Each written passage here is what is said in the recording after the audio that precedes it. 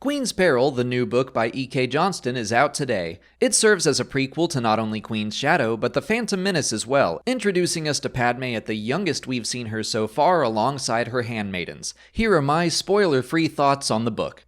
Overall, I thought it was fine. I am 100% not the target reader for this book. Just like Queen's Shadow, this story is a young adult book about young girls who are growing into young women, and I think it's primarily written for young girls all the way up to adult women and anyone who loves Padme. I don't really fit into that section of the fandom, and that is completely fine. Not every Star Wars book should be Alphabet Squadron, which is perfectly tailored to me, so I just thought Queen's Peril was fine. That said, I still found a lot of things to enjoy throughout the book. In my Queen's Shadow review, I said that Johnston does a great job of looking at the world and history surrounding her books and then integrating that information into her stories. That's still very true in Queen's Peril. We get a lot of context on the events that lead up to the Phantom Menace. We get to see how the blockade came to be and why it was such a dire situation for the people of Naboo.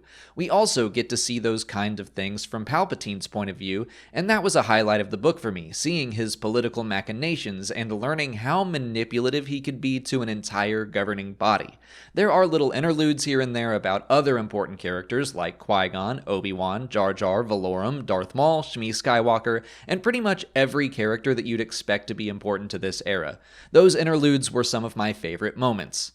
I thought Queen's Shadow was a really good metaphor for people going off to college for the first time. You've made all these great friends in high school, but now it's time to part ways and go off on your own adventures. I think Queen's Peril is fittingly a good metaphor for entering high school. The girls are all about that age, and they're meeting each other for the first time. Seeing those bonds of friendship form and experiencing them all figure out how they bring out the best qualities in each other was nice.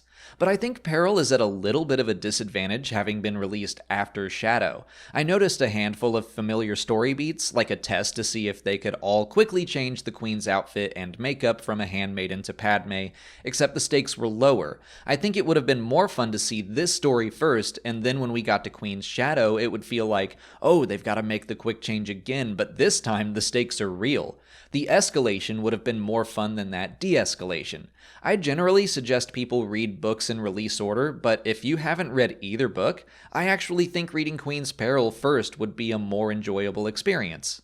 So those are my thoughts. If you're a die-hard Padme or Handmaiden fan, and if you loved Queen's Shadow, I am certain you will love this book as well. If you're a canon junkie, I think there are a lot of good connections to Episode 1 that make the political aspects of the movie better and less convoluted.